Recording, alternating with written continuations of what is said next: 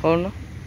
आम प्रत्येक दिन सकाल 6:30 ରୁ 7:30 आम सालेपुर माँ साहेश्वरी पड़िया को आसू एटी आम पिंडी उपर जोग करूँ ता सहित गोटे मनोरम दृश्य देखू आज 2 वर्ष है आम सालेपुर पिंडी उपर साहेश्वरी पड़िया पिंडी उपर जोग करूँ डेली सका आम जोग अभ्यास करूँ जोग मन सुस्थ रुहे ता सहित गोटे विचित्र आज वर्षा हो जाए देखिए कई लोक बाहर को आसी ना कि देख चढ़ई मैंने बग मैंने पड़िया बसिकी से खाद्य ग्रहण कर जेहेतु बग मैंने सका उठी से खाद्य ग्रहण कर सुस्थ अच्छा से कौन मेडिकल ना मनीष 10टा 11टा पर्यटन शोची